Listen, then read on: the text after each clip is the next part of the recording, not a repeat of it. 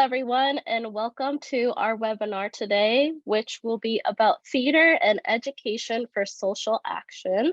Our host will be today Chitra Golestani, and we're going to give it to Chitra to begin our webinar today.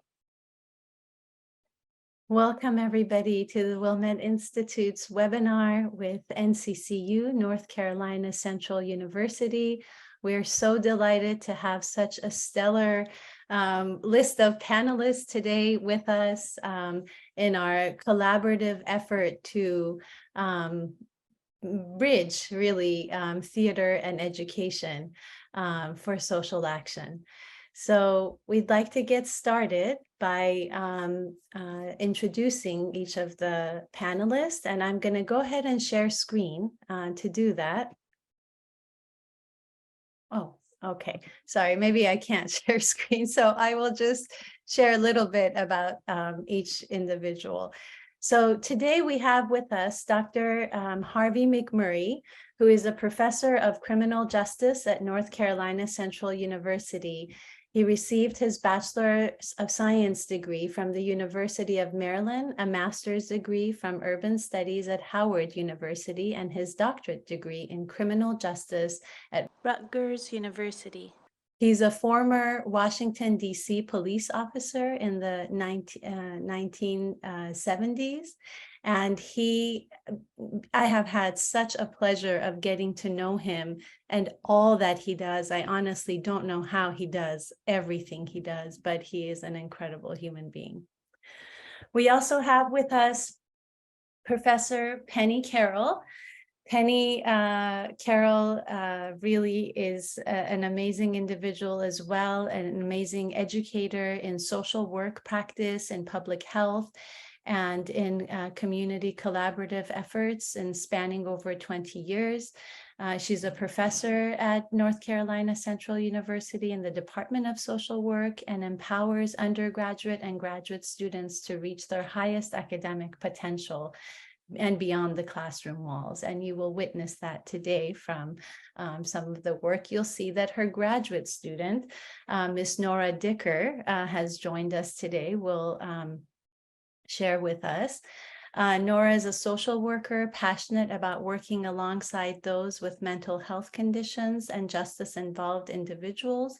She is a current MSW member student at NCCU, looking forward to graduating in May of 2023. And we are also joined with Mr. Tyrone Baker, a community activist born and raised in Durham, North Carolina. He has made a series of decisions as a teenager that resulted in a 22-year prison sentence. While incarcerated, Mr. Baker completed dozens of classes, acquired numerous trades, and read over 500 books about topics ranging from hedge fund management to race relations. And you will see today the power that Tyrone carries with him in his clarity of vision and how he gives to the community. We are also joined by playwright Najee Brown, who brought the play The Bus Stop to NCCU and worked with brilliant students there to have 6 performances. And with Professor Carroll and other faculty members, we were able to have post-performance discussions. And of course, the artsy people call it talkbacks. And a part of those were 2 amazing students. We have and actors, Kalima Williams. She's a junior performance theater major at North Carolina University and has done amazing work. She's previously worked also as a stage manager. She is also an author and published a novel called Bound in April 2021. We also have Kyla Brown from Greensboro, North Carolina. She's currently a sophomore at North Carolina University. She had one of the central roles as well in the play The Bus Stop, and we'll be hearing from her and her amazing insights and with her lived experience. So without further ado, I would like to invite Dr. Harvey McMurray to start us off. Thank you very, very much, teacher, and welcome. This is really exciting to be at this point in such a short period of time. I'm going to talk in two parts. The first being about NCCU, and the second being about the play Bus Stop. So North Carolina Central University is a HBCU. NCCU is one of the 17 institutions that make up the University of North Carolina system. NCCU's motto, and this is important, is truth and service. That's the motto. And all students at NCCU are required to do some type of community service. Right, so that truth and service, and we are actually one of the few schools that require community service for graduation. I want to in 2008, within the faith, the Baha'i faith, junior youth groups was a major part of the Baha'i plan, and there were a sprinkling of junior youth groups and children classes in Durham. That's where we are, of course, Durham, North Carolina.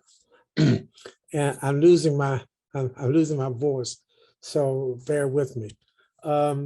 And so in 2016, the Spiritual Assembly of the Baha'is in Durham became a partner with the Office of Community Engagement here at NCCU.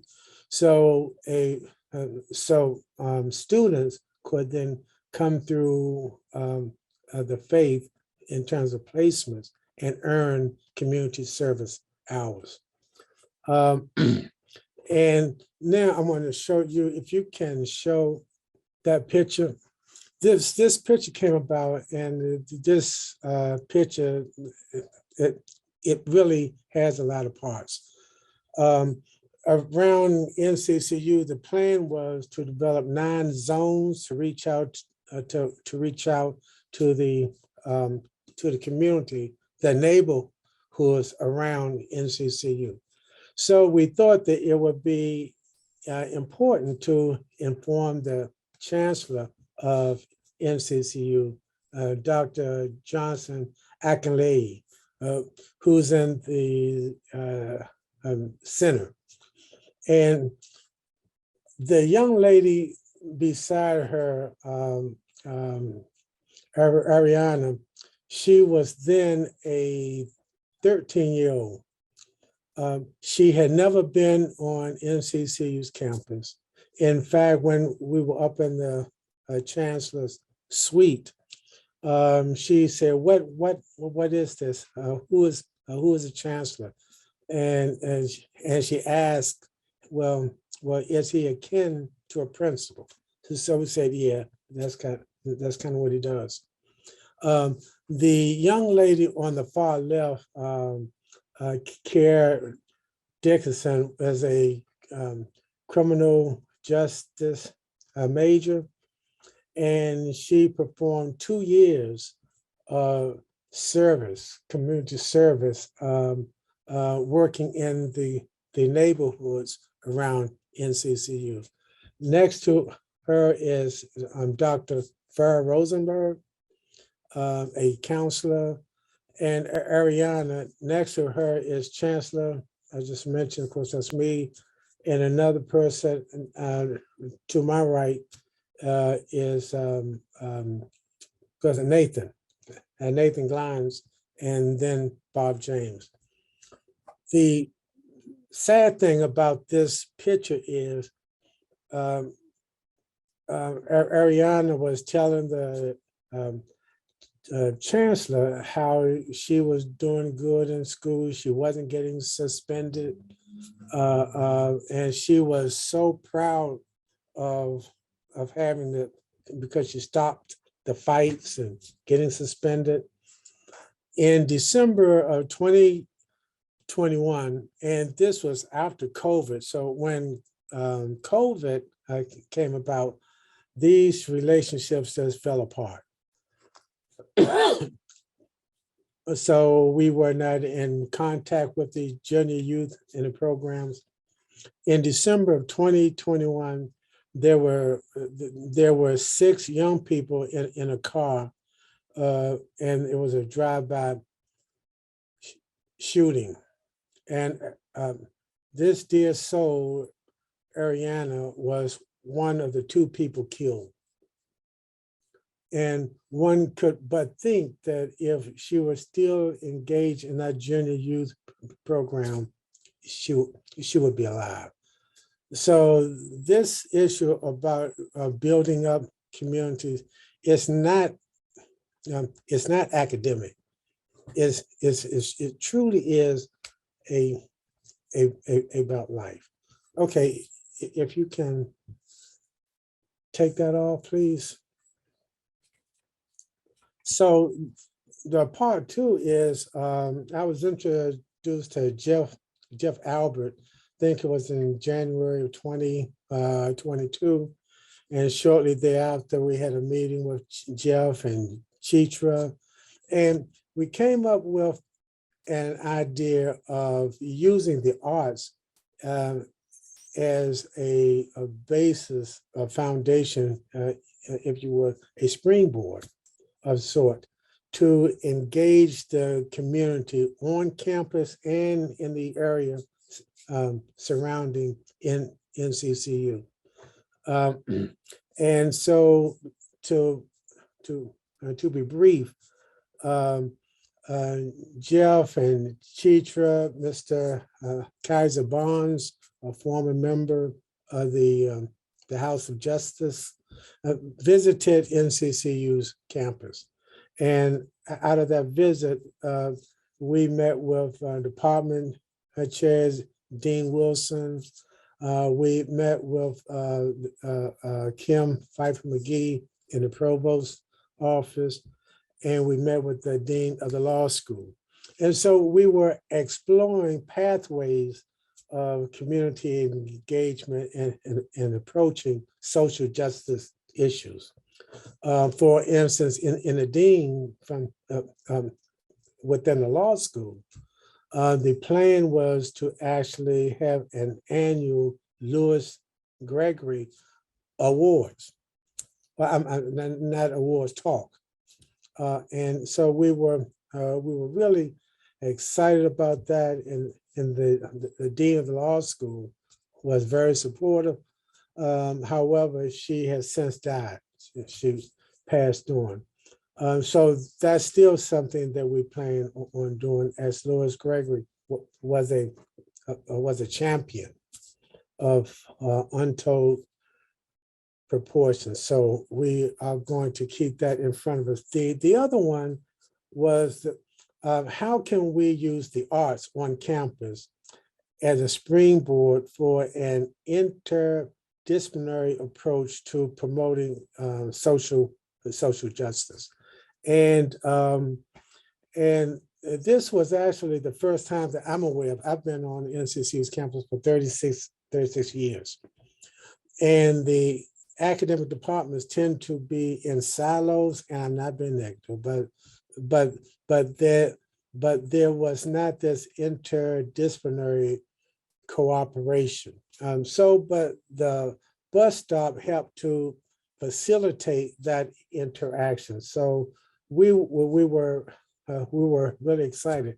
And I'm sorry, I forgot. Also, as part of that delegation in April of 2022, the visit campus was my dear friend Najee Brown.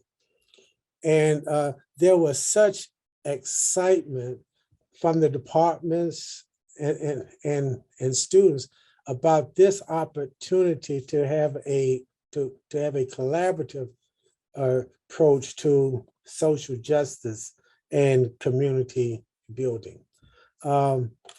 The three areas of focus was community building, social action, and public discourse. And and it should be noted that there was a recent letter from the National Spiritual Assembly of Baha'is of the United States. And it said that those three areas I just mentioned, social action, public discourse, and the community building, that there were ways of awakening the energies latent in the human soul and channeling them towards the betterment of society. And we have a real belief that unless initiatives start at the neighborhood level and engage young people, it will be for naught. So once again, I want to thank the Wilmette Institute and Najee Brown for his sacrifice and service and coming to campus and engaging our students. So thank you. Thank you, Dr. McMurray, so much for that. And now we'll hear from the playwright, Mr. Najee Brown, about his work, The Bus Stop. Hi, I'm Najee. I'm happy to be here in front of you. Thank you so much, Dr. McMurray. Through these past few months from April to now, like, I really consider you a close brother. Almost pretty much a father figure. It's not just a service that I was willing to give, but you really helped me out, especially in my times in North Carolina. The Bus Stop for me, it's the first play I wrote. I've written 7 plays since then. I'm also a director and producer and choreographer. Not just a playwright. I'm very much, I do a lot in theater. I've also been a performer and a dancer. And but this play was my first approach to becoming a playwright. I wrote it back in started late 2016. I finished it in the middle of 2017. I know this play has been used by the Wilmette Institute. I don't know who's here because it is a webinar, but the play talks about, the synopsis is 5 African-American women waiting at a bus stop, and the bus takes them to a prison where their male loved ones are incarcerated. And it's really inspired by the stories of my family, my mother, aunts, uncles, my father. And that's the reason why I wrote it. And just the resilience and the strength of the women who raised me, my grandmother, aunts, and mothers, and how they dealt with the prison system. So yeah, it was my first play, and it was I produced it in New York, where it did very well, and then I did it up in Maine and New Hampshire, where it also did very well. And this was the first time doing it with a school. And I didn't graduate from NCCU, but I feel very much a part of the school now. I love the students. I do consider them family. I love Dr. Shabi. That's my sister. And we've grown very, very close throughout the process. I've been through many processes like these, and I'm about to go through about 2 more by the end of June of putting a play on its feet. And this was very special for me. My family is from North Carolina and South Carolina, but I don't visit the South much. But this was very, very, very special for me. Everyone made me feel like I was at home. The conversations that we got into was just so powerful, and just the willingness and the spirit of the students, and how encouraging they were, how they wanted to get every word right, and how they wanted to make this the best production of the Bus Stop ever, was just like so inspiring for me. And they did. They made the best production of the Bus Stop ever. It was just so incredible. And yeah, we were in the trenches together. It was a very, very short process, but it was tough for me because I was traveling. I'm currently living in Boston, and I would spend 3 days in Boston and 4 days out there. And was going back and forth for some weeks, and but it was incredible, and just a testament of how incredible it was. The students and I and Dr. McMurray and Jeff Albert got to see and do the play again in Georgia for the oh Lord forgive me for not remember what it was called, the Kennedy Center American College Theater Festival, and that was just another incredible experience. To just put the play back on its feet within the next, like, it was, what was it, 2 months, and to just see them again. I didn't think I would be able to work with them again until the following year, but I got to work with them twice in one school year, and it just even made us closer together. I got to ride with them on the bus from North Carolina to Georgia, which was just, it was a beautiful experience. And yeah, they're I can't say, but so I can't say, you know, I just will keep encouraging them because they're just a unique, beautiful, kind-hearted people, and I really wish them the best of luck in their careers because they're so humble and special. So yeah, it was a wonderful experience, and I'm looking forward to seeing where the bus stop goes from here. I Thank think you that's all I so need to say, right? much. Okay. Thank you so much, Najee. And now we'll hear from our two student actors, starting with Kalima Williams, and then we'll go on to Kyla Brown. Hi, how's everyone doing? I hope fine this afternoon. I am Kalima Williams, as it's been said, and I played the part of Miss Deb, who's kind of the heart and soul of the bus stop. This was a very interesting experience because we actually got to work with the playwright, and that for an actor rarely happens. So there was that. But what really struck me from a activist standpoint and from a social issue standpoint was the talkbacks that we did. And sometimes after a show, you get to meet the actors and you say hi and you ask them about their process. But this was different because we got to show an issue, and then we got to have people stay afterwards and talk about that issue.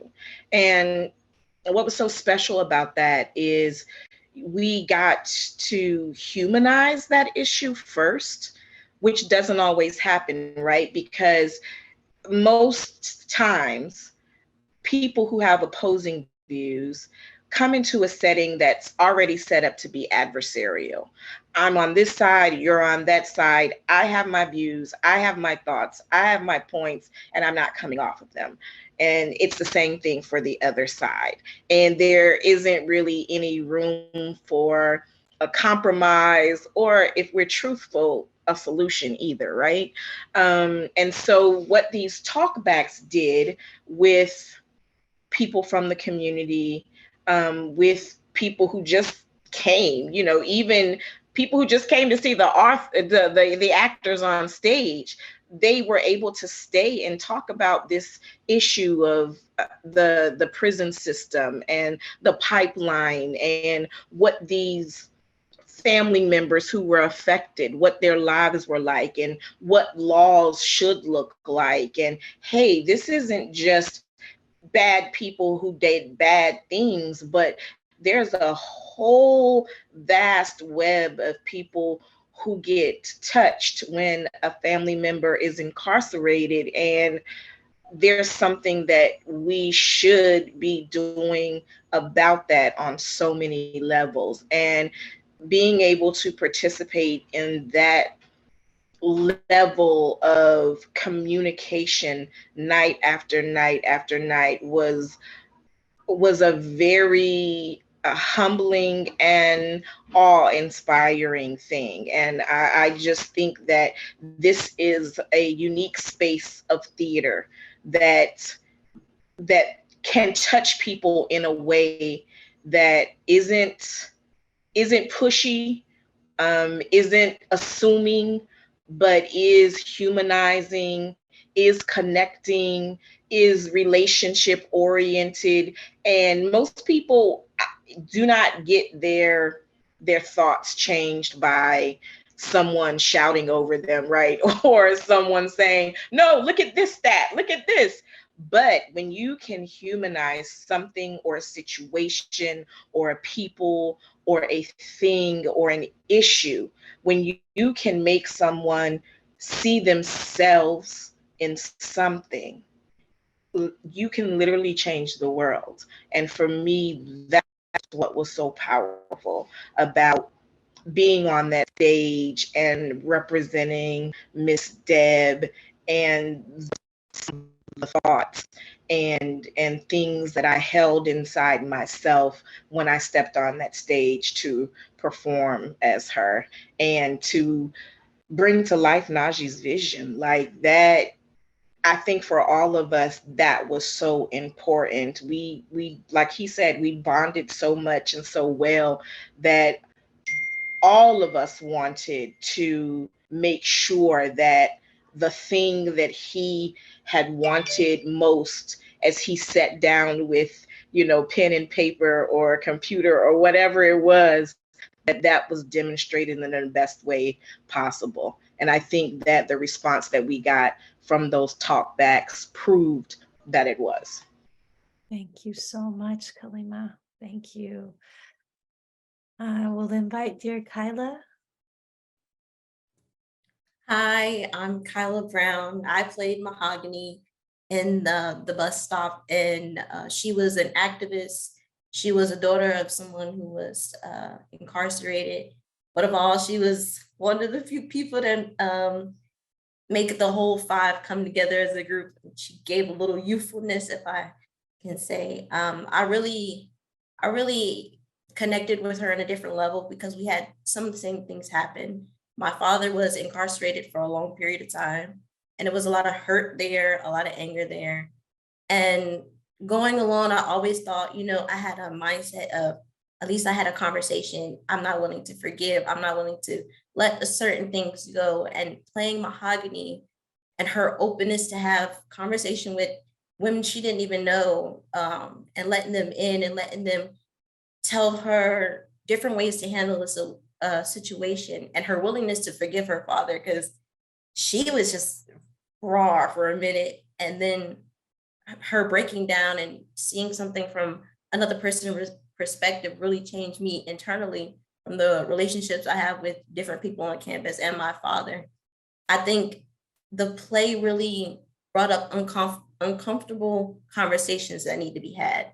And a lot of times we stray away from uncomfortable conversations because we don't either want to hurt someone or we don't want to be hurt ourselves. And the sisterhood and the willingness to forgive that was entwined in that whole play, things that we did on a daily basis just to get in character so that we can come together and show people that spirit and that life of it, really helped not only the play come to life, but I feel like help us. We're still bonded as family, as you can see, very much so. And I feel very happy to be a part of it because I can go back. Don't have the best relationship with my dad, but we're best buds now, just because I was able to take some things that I learned along the play and the meaning behind having to be open, be forgiving, be willing to learn from the past, not forget it, but use it to carry on a new meaning and a new goal in life. And that's something that I'm so excited to be a part of. I'm so excited to have talkbacks with. So yeah.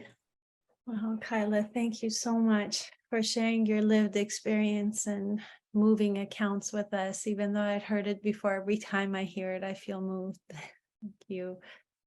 Before we go on, I want to invite Dr. McMurray to just say a few words. Yes, thank you very much, Chitra. I just want to acknowledge our tremendous students. I mean, they are awesome and they really encourage the heart. And I could not let this moment go by with saying I understand in part the sacrifice of our dear brother Najee. I mean, the sacrifice I picked him up at the airport. He was half asleep. But I love this brother so much. So Najee, thank you, sir. And the last thing, she's not here, but Dr. Stephanie Howard Sabi. She was a real champion. She's the department chair for theater and dance. And we went to her in like May or the end of April. They already had a production scheduled for that fall.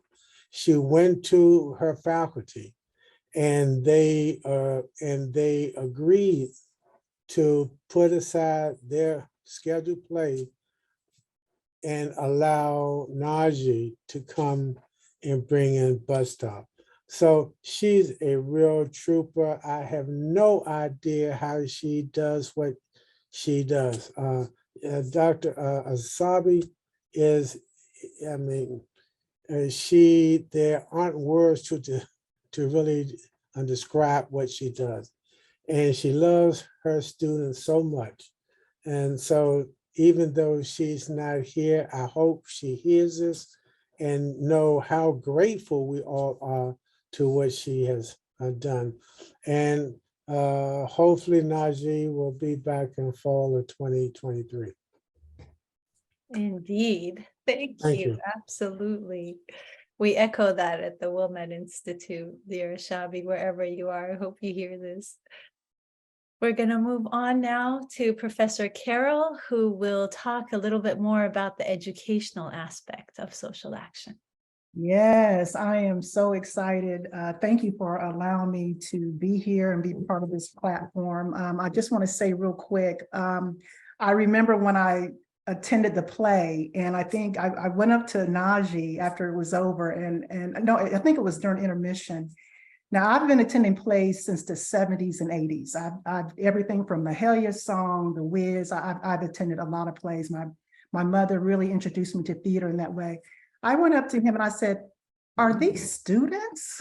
I thought they had borrowed actors from a agency to do this production." It was absolutely amazing. He said, "Yeah, these are NCCU students." Just beautiful, just done in excellence. I think I was there on a Saturday because I had class, and so the class that I'm going to be talking about is the social work and psychopathology class that I teach with MSW students who are pursuing a master's degree in social work. And so if timing could not have been any more perfect for an assignment that I do every fall semester, that's part of this curriculum, is an assignment that students are to write a paper on a DSM-5, on a psychopathology disorder, and something that is passionate to them. And they are to do something, usually something that's somewhat of a hot topic, what's going on in the community. And so it's just ironic, the hot topic that Nora selected was PTSD in prison. And so she used that diagnosis. Students would do the research, because I always share with them, if you're going to advocate for social change, if you're going to advocate for something, do your research. So the paper, she completed the paper. It was very well done. It was very intentional. It had a lot of statistics and information. And so after the paper is done, I think about students and say, okay, you know what? We need to do more than just paper. How can we take your passion about this topic that you selected, where everyone can, where it all can be, where an awareness can be heightened outside of the walls of the classroom? So that's when I started using technology. So after a paper after students will do their paper, do their research, the next assignment is to create a public service announcement, and they can do that through video. And what that does, what I have noticed in my years of teaching, is that it cultivates creativity, an area of creativity that they probably would not have thought that they could do even in our profession.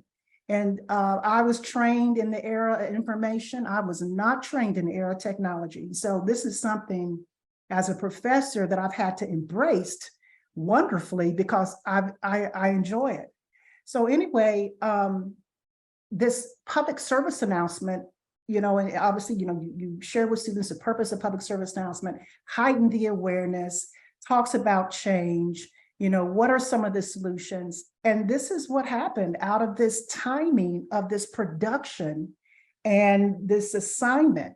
And so being part of this interdisciplinary team with Dr. McMurray, my chair actually, Dr. Creighton actually invited me to be part of this team because I really had not, actually it was part of, I think it was a lot of chairs that was involved. And she said, you know what, my plate is full. She said, Penny, this fits you because I am an artist. I'm a creative artist myself. And I love art. I love creativity. And so being part of this team, I just, we had our discussions about, okay, now that this production is here, I was just kind of putting two together. We need students to have a after production discussion. And I had thought of 4 students, but the one student was not in class. So there were 3 that were there, and Nora was one of the students that I went up to ask. And it really encouraged the students. It kind of takes them out of their comfort zone because Nora, you can correct me. I don't know if you said, yes, I'll do it. She was like, well, can you tell me a little bit more about, she was asking the right questions. Tell me a little bit more about this. And so I see that potential in students to take leadership on these initiatives. And I read her paper and she had already completed her paper. And I said, you know what, this is such a good fit. And so the public service announcements reaches platforms outside of the walls of the classroom.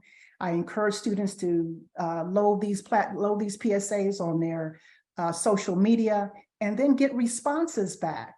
And that was part of an assignment that I've had prior that I may put back in, but we have kind of a watch party. And we'll play the PSAs on social media, and then we talk about the responses that they get back. And so it's like I said, the timing could not have been any more perfect. And it just, see all this come together. It's just like, wow, this is just great. This is just, if I had tried to configure this myself, I know I would not have been able to do it. This is huge.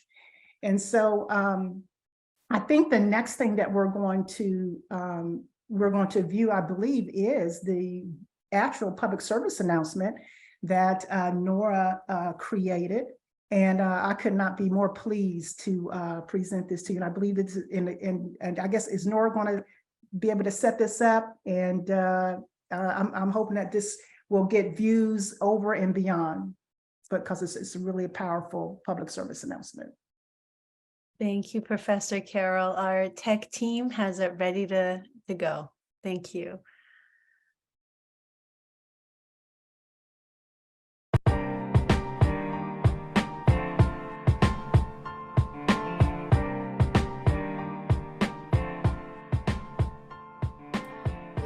Imprisonment are extremely negative and long-lasting.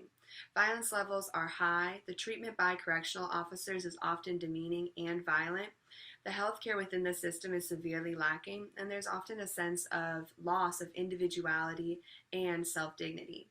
The experiences of those who have been incarcerated vary greatly, but one factor does remain consistent, and that is the experience of trauma. An underexplored phenomenon is the development of post-traumatic stress disorder among this population. The DSM-5 describes PTSD as when an individual has experienced, witnessed, or a loved one has experienced or witnessed an extremely traumatic event. And as a result of this, they relive that event for weeks or months with the additional symptoms that can cause life disruption. The population that has the highest prevalence rates that's been researched heavily of PTSD is combat survivors. However, many of the factors present that cause PTSD are extremely common within the prison system. Evidence shows that between 4 and 32% of men and between 16 and 58% of women who have been incarcerated experience post-traumatic stress disorder. This evidence shows that the prevalence of PTSD among this population is very high, but with such a large range of percentages, it lets us know that there is more need for this area to be explored via research.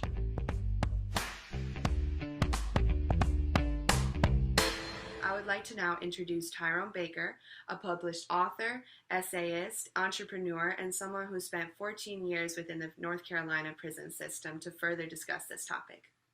Hey, Nora, thanks for having me. I can definitely confirm that PTSD is a problem, and it is very much underexplored amongst those who have served time in prison before. A lot of the criteria that's used to diagnose PTSD can be found amongst the previously incarcerated and currently incarcerated populations. For example, the physiological responses. That can come in the form of, feeling nervousness when around police officers, or feeling a little tense whenever you see a pair of New Balances in the mall. The New Balances being the shoes that were worn by people who are incarcerated here in North Carolina. Another criteria used to diagnose PTSD is the avoidance of external stimuli, or the avoidance of external reminders of the trauma. For me, this will come in the form of never watching 60 Days In or any of the prison-centric shows. And it would also come in the form of being averse to having conversations about my experiences in prison with people who have not been incarcerated before. Another criteria used to diagnose PTSD is hypervigilance. This is like a staple of post-incarceration life. This comes in the form of being in a crowd and scanning the crowd and looking for other people who may be scanning the crowd. People with bad intentions are probably scanning the crowd. So you scan the crowd to see who is looking at you. You looking at, people's apparel, how people are dressed. A guy or a woman who's a threat, they're not going to have on flip-flops. This is very problematic, and all of these criteria that are used to describe or diagnose PTSD are pretty much universal amongst people who have exited the prison system. I can say as a society, it is in our best interest to further explore this phenomenon and to really dive into the way in which PTSD affects people who have people who are incarcerated and who have been incarcerated. In order for us to lower the chances of recidivism and to keep, the level of crime commission to an all-time low, it is vital that we explore these issues and that we address the harms that are experienced by people who have done time before. We actually need to create a system of healing and understanding to ensure the health of our entire communities.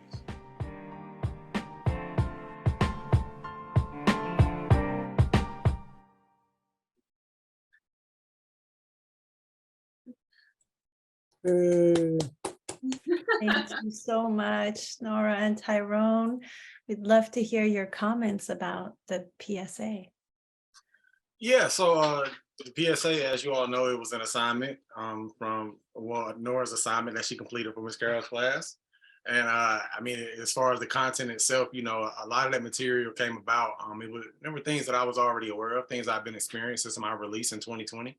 So I'd already kind of like had it in my mind. I felt like some things were going on that, I'm like, this can't be as underexplored as I think it is. So I started seeing some close parallels between my experiences and PTSD, and like the hypervigilance, the scanning the crowds, the, avoidance, the, not talking about it with people who haven't been there type stuff, the physiological responses, the tensing up when you're seeing the police. I started seeing all of these things and I'm like, you know what, this is some PTSD stuff. Like, this is serious. So when Nora kind of like presented this to me, I was like, you know what, this is something that I think that, we got a few things to say about it, and at the time while in prison, I couldn't really see the trauma while the trauma was happening. It's called post-traumatic stress disorder. So after the trauma ended, after I got out is when I really started seeing the effects of these issues, so it's really been a relatively recent phenomenon for me to wrap my brain around, along with all of the other things that come along with being incarcerated. Like,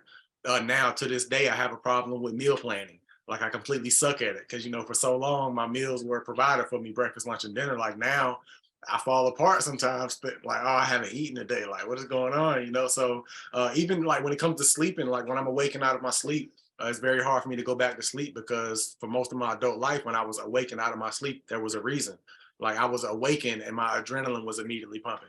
So now when I'm awakened, my adrenaline is immediately pumping. So I'm awake, like I wake up at 3 a.m. and be up all day, So those, along with PTSD, those other issues, like it really brought it into, frame on how impactful this psychological condition is and how pervasive it is amongst this population. So I jumped at the opportunity to take part of it with Nora. She saw some of these things while she was working at a transition house with guys that were recently released, So it was cool though. It was cool.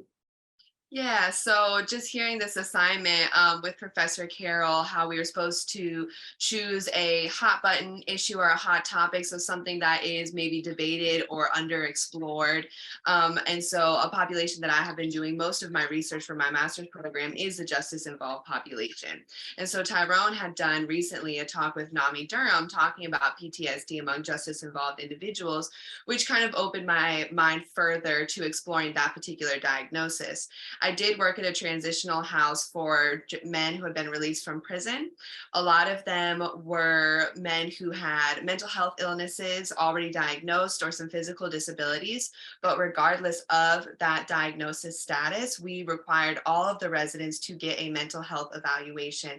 And this was because of our understanding that they either experienced or witnessed trauma through their incarceration. There really is no ability to debate that because of the high level of violence that does occur in prisons. So really my experience from that transitional house and then hearing more about Tyrone's story, it seemed like a no-brainer to pull him into this PSA so that we could really bring a lived experience into it. So now Chitra is going to talk a little bit more connecting mass incarceration to the Baha'i faith. Thank you so much, all of you, for all your contributions thus far. And I just wanted to let each one of you know how truly it's a gift to be walking this path of service with you, exploring and working together.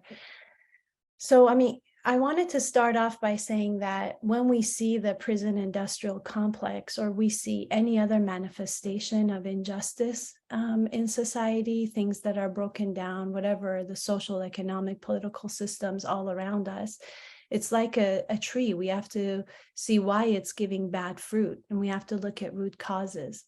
And when we're looking at root causes, we need to think about what are our values and beliefs. What are our ideologies that give way to making choices that would manifest in such injustice? And in order to do that, I think we need to challenge our societal notions about the nature of human beings being incorrigibly evil.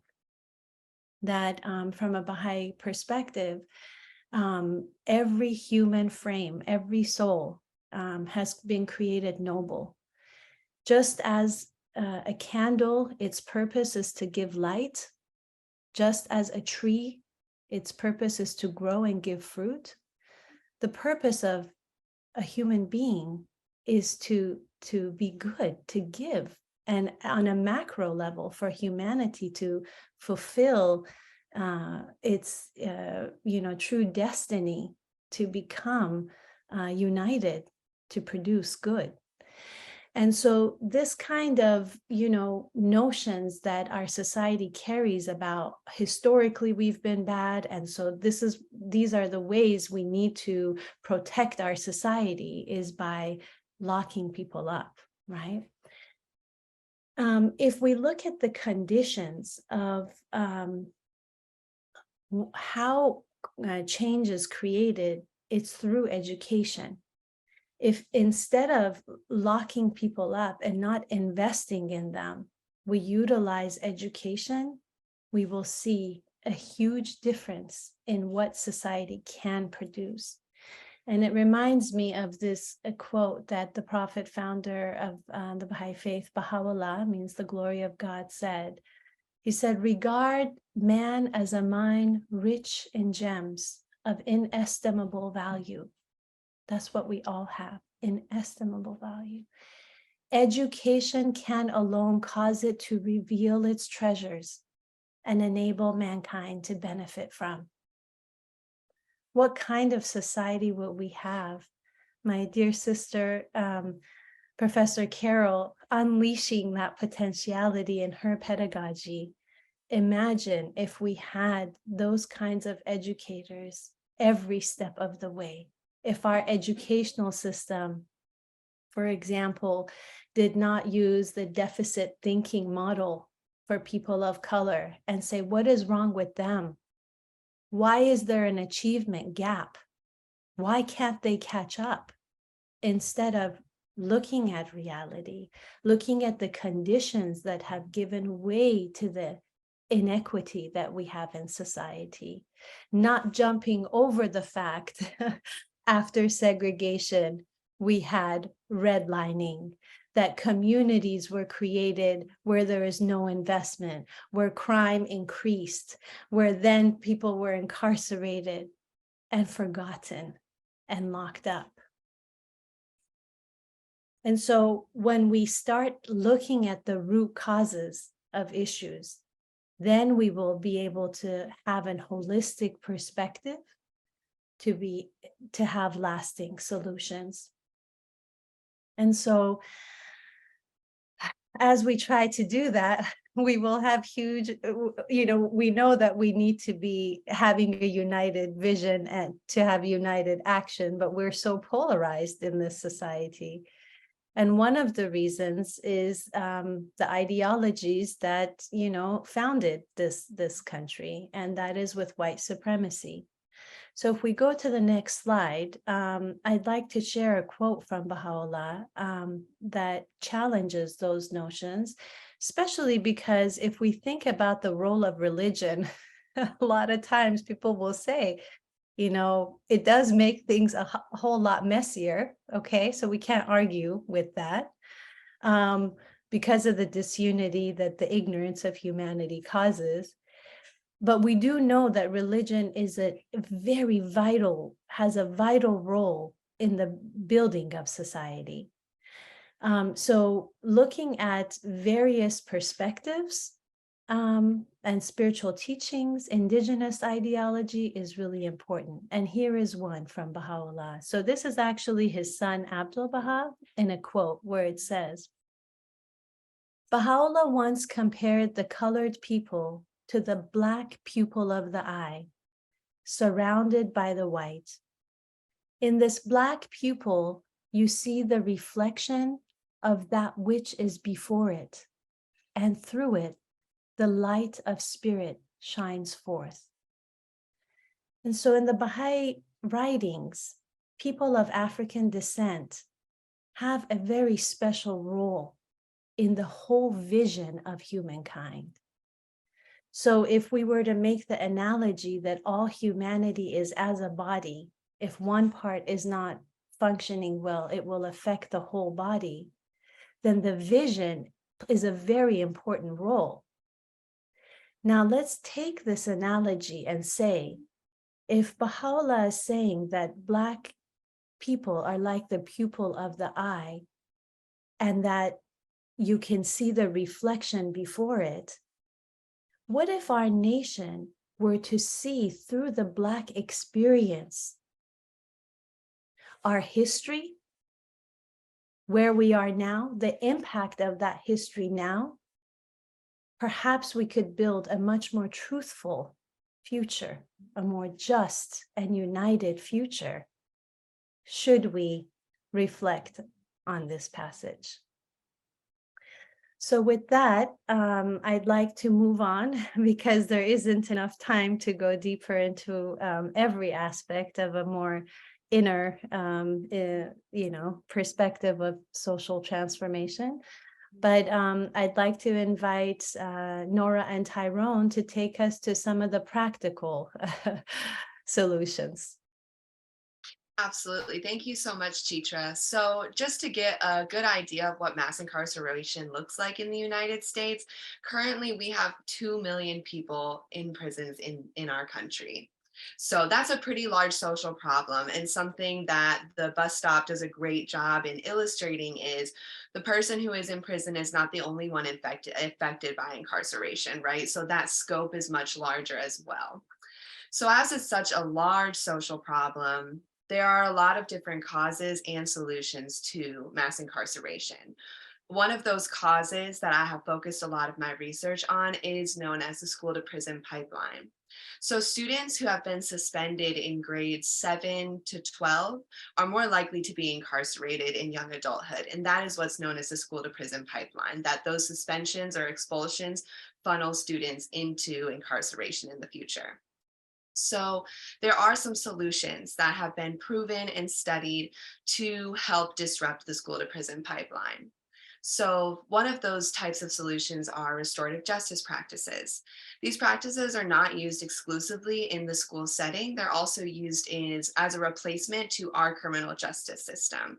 So these practices focus on providing healing and reconciliation for a crime or a hurt that has been caused versus focusing on the punitive practices. So a couple examples of those would be a healing circle. So anyone affected by a crime or an incident that happened in school, all people would be able to come together and speak about that, the reasons maybe why it happened, the causes, how it made them feel, and what they as a group would like to see for reconciliation of the event. And then there are also mediation, and that's pretty common used in schools. So say two students are getting into it together, having an altercation, mediation could be used as a tool to have a safe place for those students to discuss their issues, to find out what type of resolution can come to. Then there are also alternatives to suspension programs. So some of those programs can look like a place, a organization, a structure for students to go to once they have been suspended or expelled. But then there are also practices and programs that can be used to prevent the suspension from even happening. So there might be a place where, or a program where they're teaching students positive coping mechanisms. So if they're feeling overwhelmed, stressed, or angered, instead of disrupting the class that might lead to a suspension, they can exit and use these coping mechanisms to calm themselves down in a healthy and productive way. I also work at a program as a student coordinator, and it is an alternative to suspension. So when students are suspended between 3 and 10 days, they come to our program and we work with them by doing social emotional learning groups, goal setting, and also practicing those positive coping mechanisms as well. And then there are also alternative school settings. So sometimes people are unable to complete school or attend school due to other responsibilities or things that are occurring in their life outside of the school setting. So there have been some schools developed to have a much smaller class size so that these students who may have issues like high anxiety or ADHD, they're able to work more one-on-one with the school staff and teachers. Or there are other alternative schools such as evening schools to help kind of address those other barriers that the students may be experiencing in their life. So of course, as I've said that, there are a lot of different causes to mass incarceration. There's a lot of different solutions, but I do want to refer back to one of the quotes that Chitra shared about how if we really invest in people, if we really invest in our students and use education as a tool, we can really help them see their own gems that they have. And then really the success is unlimited that they could see if they see their own strengths. So now I'm going to pass it to Tyrone, who's going to share another solution that he has based off of his experiences. Yeah, that's great. I think it's cool to highlight the school to prison pipeline as one of the causes or one of the fertilizers of mass incarceration. The school to prison pipeline focuses on individuals who have not yet been to prison. I guess they're at the beginning of the pipeline, so to speak, or the beginning of the mass incarceration spectrum or funnel. So I actually have some ideas on how people who are actively in the system and who are currently incarcerated, to address mass incarceration, you have to focus on pre, during, and post imprisonment. So the during imprisonment, there are a lot of things that I think can be done to address some of the causes in there so that individuals come out of prison as whole adults, as fully functioning citizens who are capable of tackling any community they go to. So for starters, when you look at education, education is huge. I went to, I believe, 11 different prisons over my time incarcerated, and every single one of them had a bulk, like a stash of computers. Most of them, we weren't allowed access to them. They were just sitting in cabinets that collecting dust. But there were some that had computer labs where we were allowed to take computer classes where we could do typing. In my book, which is called A Convict's Perspective, which is available on Amazon, by the way, shameless plug. But in the book, I actually talk about how some of these computers could be equipped with internet access, by bringing in a router, throw up some firewalls so guys can't look at things they shouldn't be looking at on the internet, and give us access to platforms such as edX or Coursera or Udacity or Harvard. All of these institutions, they offer collegiate level courses for free online, so I'm like, why wouldn't you give guys this captive audience? We don't have a 9-to-5 that we were going to while I was inside. This is a captive audience. You could give us access to those elite sources of education and allow us to, get the education that's needed in order for us to prevent, coming back to prison when we get out. Even when it comes to our health, our mental health. I've been to plenty of prisons that had 1,000 detainees, 1,100 detainees, and only one psychologist. Some of them had two. I'm like, how is that? I'm like, in what world does that make sense when you have platforms like telehealth platforms where people can get therapy like virtually? It would take very little to set up a system so guys could be getting that type of therapy like inside virtually, like couple that therapy and counseling with those great, amazing college programs that inmates should have access to, or people who are locked up should have access to. And it sets the stage for guys to come home as whole, fully functioning, complete adults. Even when it comes to, and I'm not talking about, extra funding needed. There's a lot of waste being done in prison. I'm talking about reallocating resources to where the impact will be more significant.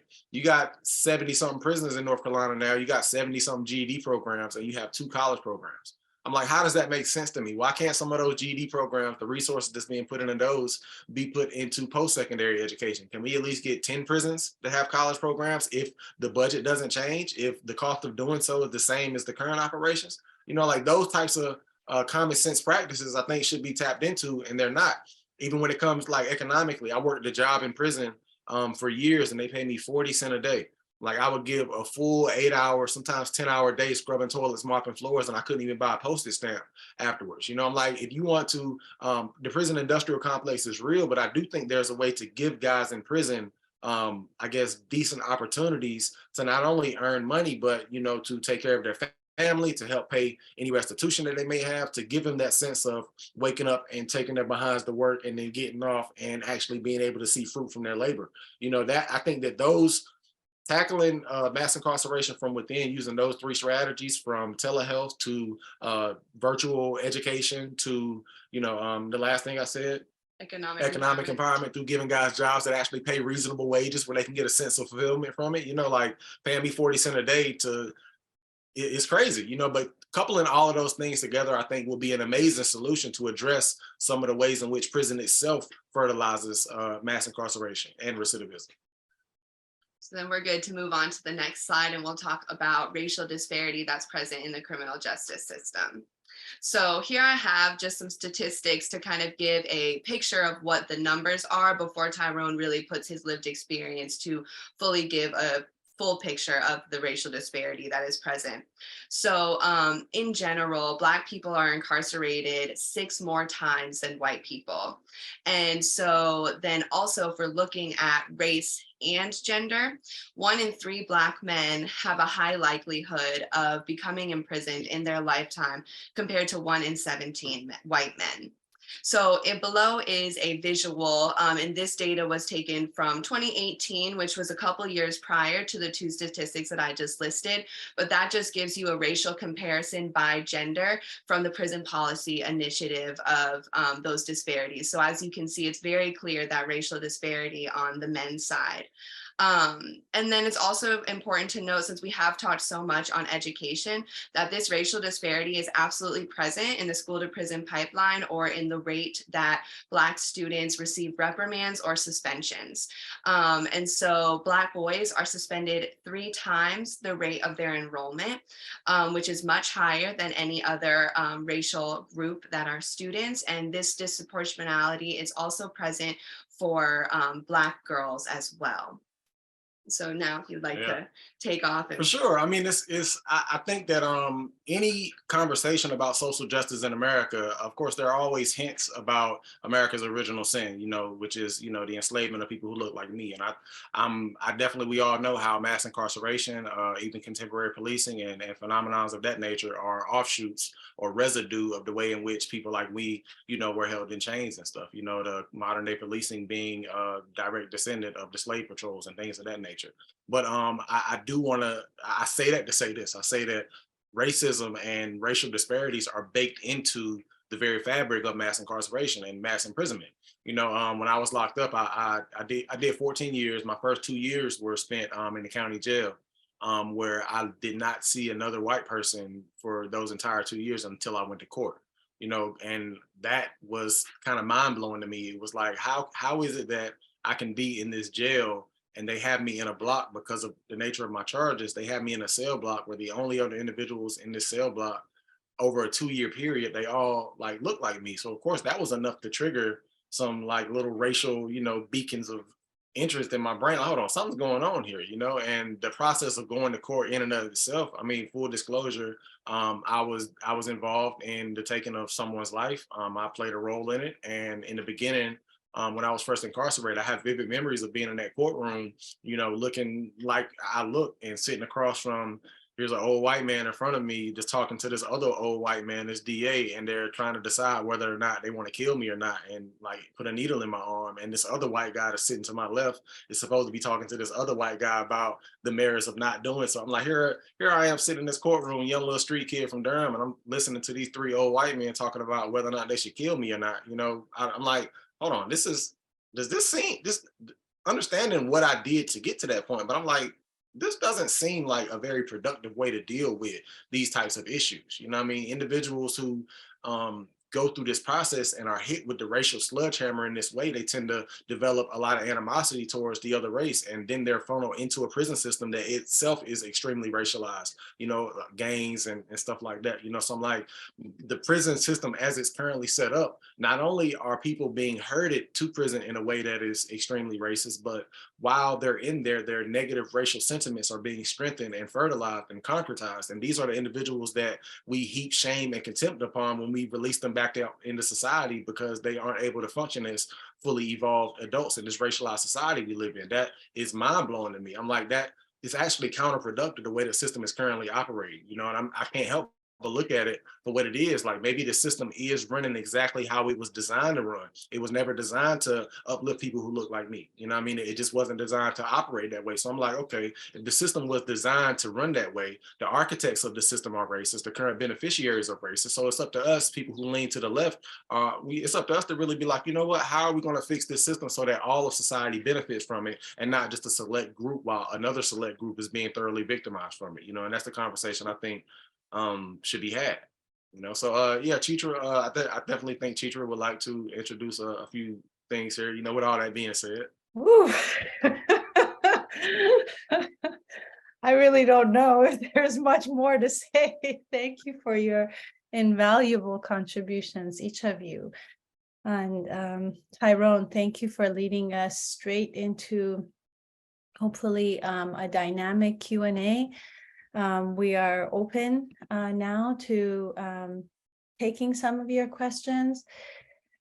Dorothy says here, I've done a lot of talkbacks for a play musical I wrote about racial harmony. What worked for us over the course of 10 years was to start with what was the motivation for writing the play. Then each actor sharing their character, what that character means to them, and what they've learned from inhabiting their roles, and the questions from the audience. We often had someone prominent in the community as a moderator, but not always. So I think that was more of a comment, but if anybody has any comments or questions that they would like to put in the Q&A, we are ready for those. And while we are waiting for that, I would love to open it to the panel to ask each other questions. We heard a lot.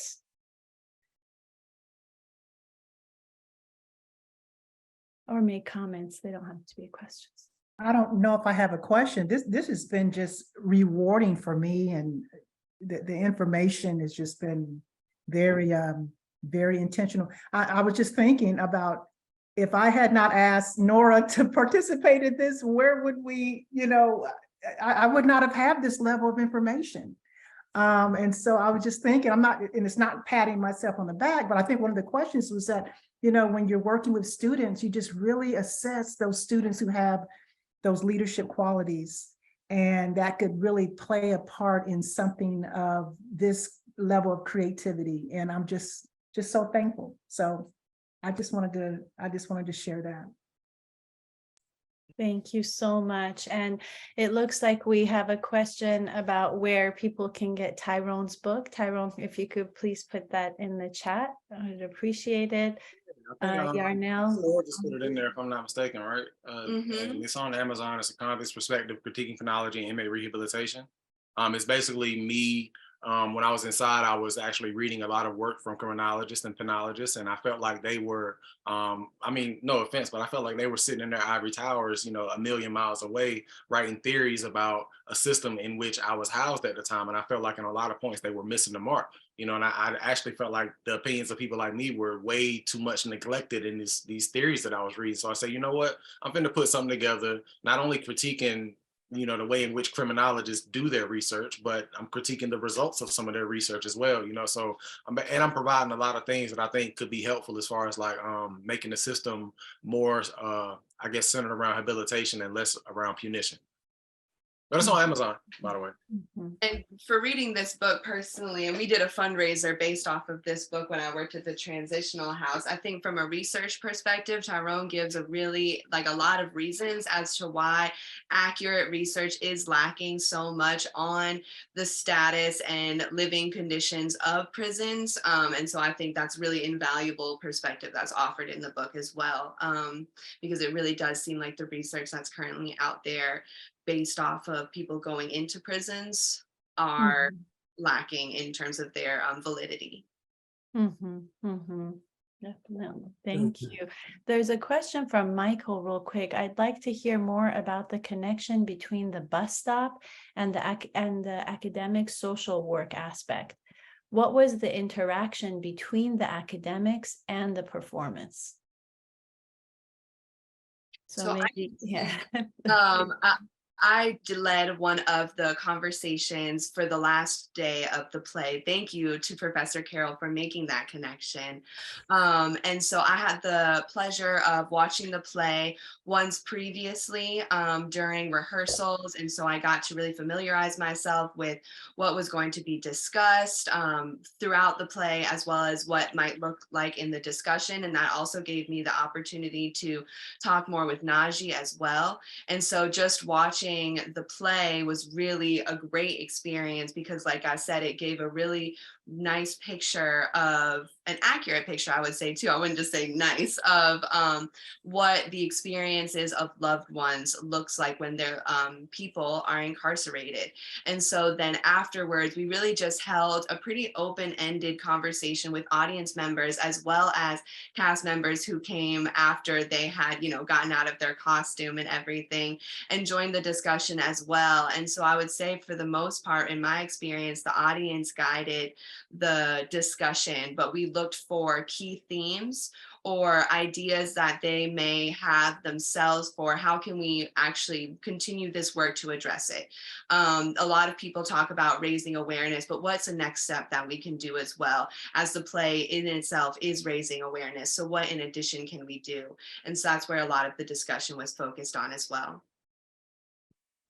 Thank you. And Dr. Harvey was going to say something, Dr. McMurray, and then we have another question about where we could see the play. So Najee will hopefully put that in the chat. Yeah, why don't Najee? Oh, well, I'm happy to hear Tyrone say that he, you know, it's not that people shouldn't be punished, because when people do things, there should be some level of accountability. But I think the criminal justice system in these United States, and I visited prisons in Uganda and South Africa, is always the same group of people, the less educated and the poor. But in these United States, as Tyrone spoke to it, that our criminal justice system has been grounded in structural racism. There's no question about that. The 13th Amendment, Tyrone talked about the slave patrols. And early in the 1980s, Dr. Charles King said that we have a society that has crippled the people and then blame them for limping. So we need to find that balance and focus on the front end prevention to keep people from getting into that pipeline. That's why I think it is so important, these junior youth groups and children classes, it has to be grounded in the neighborhood. Thank you, Dr. McMurray. And that's what we're seeing actually in the Baha'i community, not only in the United States, but all over the world, that similar to indigenous therapy, right? Which is the group. It's building community. It's when you have what you want to see in the world, then you are preventing the things that you don't want to see in the world, right? Thank you so much. Are there any other last comments from any of the panelists to close us out? If anybody would like to say something short, you're welcome to do that now. Yeah, well, now the social work and the academic departments on campus, we're having a meeting this Friday to actually talk about how to move forward. Mm-hmm. It's really exciting to be a part of this. Hey, teacher, I just see another question in the chat for Tyrone. I'm a teacher educator. What is the most important thing that they should know? And thank you for buying the book. Hey, thank you so much. Yeah, for real. So was it Craig? His name is Craig. Yeah, I would say the most important thing to know is it's kind of like a broad or umbrella, I guess, idea that should be known. Is the fact that people who are exiting prison, people who are have been victimized by structures or institutions such as the criminal justice system, like, we are still people and we are still American citizens. You know, I find it very hard for a lot of people out there to call themselves patriots, but to completely turn a blind eye to these very American individuals who are coming home from this American institution. And after having been victimized and demonized and oppressed by this American institution and like for so long, you know, like if you care about this country, you should care about all of its inhabitants, which includes people who look like me and who have a background like I have, you know. And as far as like, that's a broad, I guess, way to look at it. A more micro approach would be understanding that people who I guess go through the system, there's different stages and different parts of the journey that people go through. You know, catching someone at the moment where they're most receptive to change is vital. But in order to do that, you have to know this person. You have to know who they are. There are a lot of people who come out the system who may not be receptive to all you have to offer as far as opportunities go, you know, but that just means they're not receptive right now. You know, there are plenty of opportunities that I came across since I've been out that I just wasn't receptive to at the time, but you fast forward a year and I was taking advantage of them, you know. Like when it comes to specific things you can do, I think it's understanding where a person is in their journey, post-prison journey, and then responding accordingly. You know, I would definitely leave with that. Hopefully that answered your question. I was just gonna piggyback after what you said, Mr. Tyrone. If it was okay if I call you Mr. Tyrone. You call me Tyrone. Okay, Tyrone.